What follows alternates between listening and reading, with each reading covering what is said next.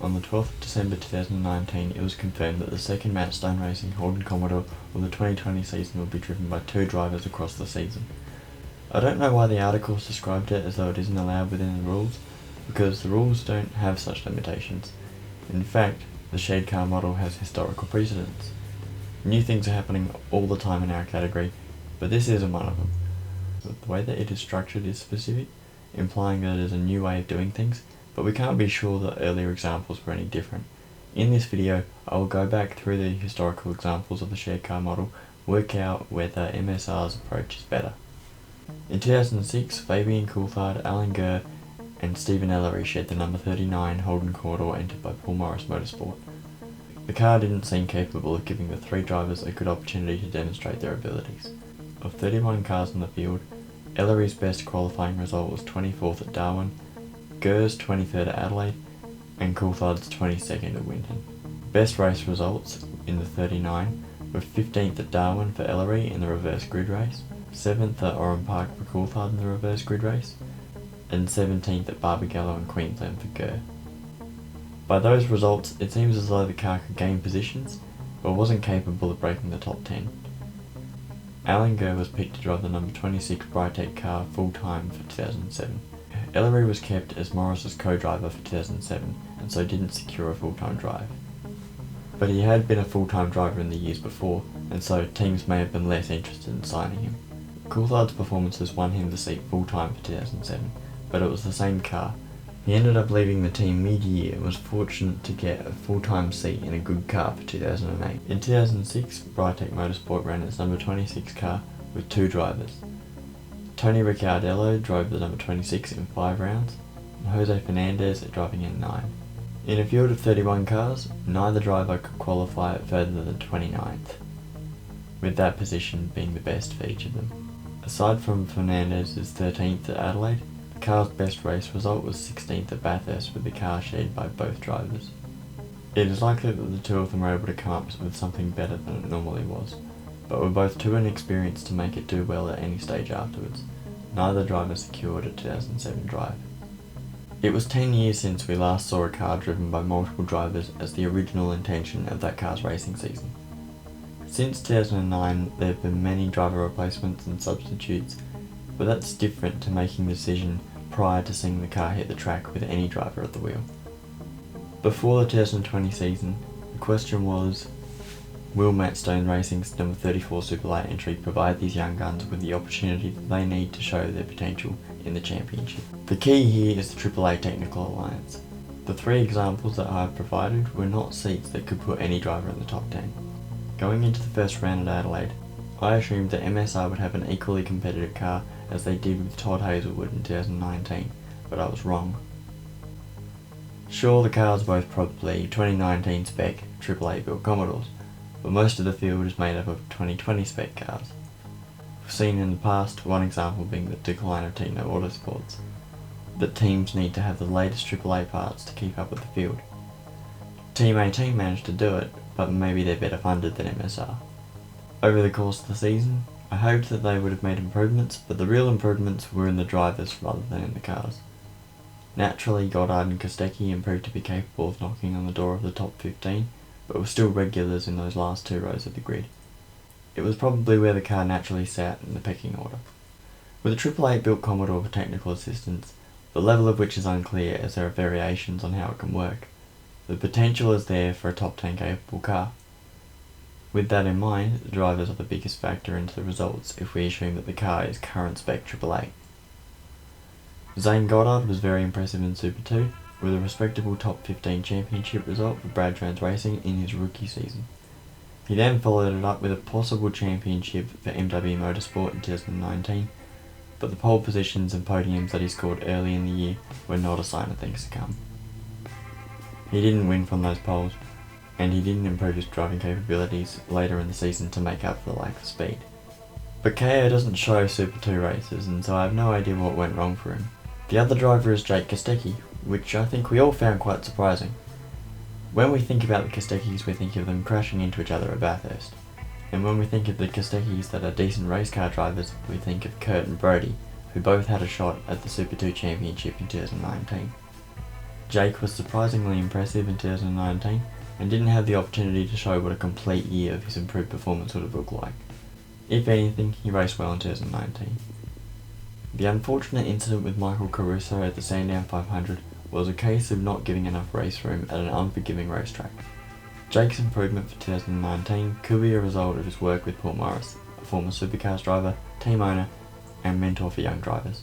Good results in Supercars usually rely on cars being tuned well, other people making mistakes, your team making less of them, and a good strategy. I asked Fabian Coulthard at the 2020 Superloop Adelaide 500, and he didn't know about the SuperLite entry or what to say about how Zane Goddard might do in the round. But that's fine, it's a big question to ask, and he probably had a lot on his mind. Then I asked Zane Goddard if he knew about Fabian Coulthard's 2006 shared car program, and he said that he had looked into it. Now, let's look at the data for the 2020 SuperLite entry. In terms of qualifying results, the highest starting position was 16th for Goddard at the Truck Assist Sydney round. The best race result was obviously the 10th place finish at Truck Assist because Goddard's team went with the soft tyre strategy to get him out the front. Zane did a great job handling himself in the top 10, but not only was that his only top 10, it was his only top 15 race result. Jake Kostecki scored a top 15 without the use of the soft tyre strategy. In fact, he went to the media to say that he would rather work on improving the car rather than going for the easy way out. Between the two cars that MSI ran in 2020, the SuperLite entry was not as successful as the full-time entry that Gary Jacobson drove. Now that could simply come down to experience. Gary was in his second year, while Kostecki and Goddard were both significantly inexperienced compared to him. Gary being a Super 2 champion with over 7 years of supercar racing experience, including 3 years driving main game cars. Whereas Kostecki has 5 years of supercars experience, with 2020 being his second year driving main game cars.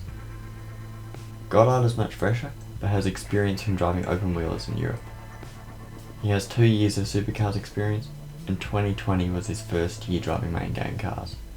Even though they worked together, and MSI was clearly doing as much as it could to help them improve, the more experienced driver of the three got the results. Now this video is not a comparison of the drivers. The question is whether the shared car program that MSI ran in 2020 was better than those done previously. The answer is yes.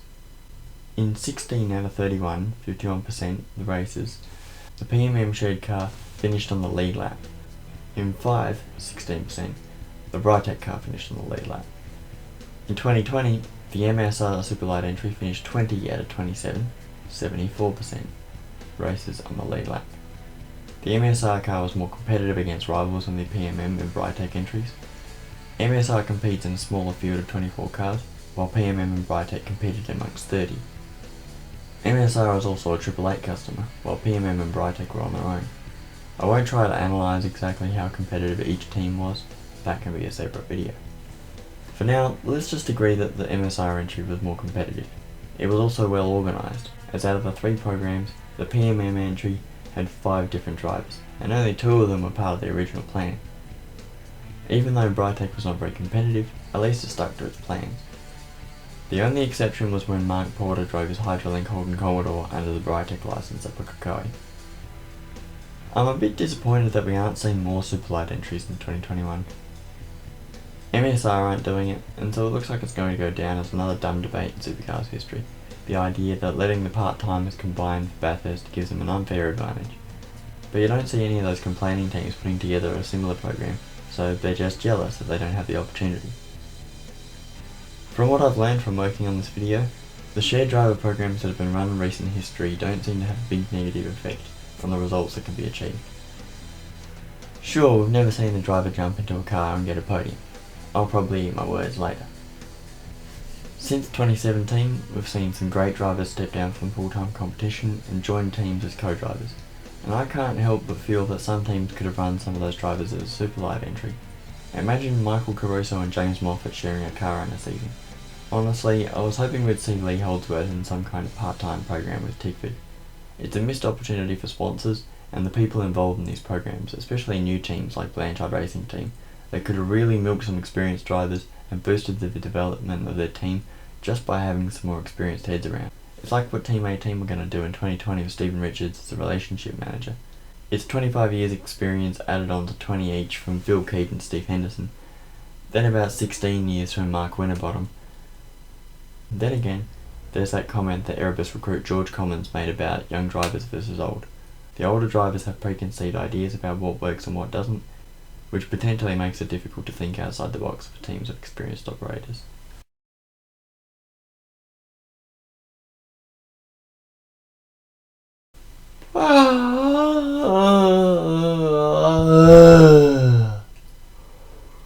Oh my god. Far out. So that's my SuperLite video. I've been working on it since the end of 2019 when they announced it.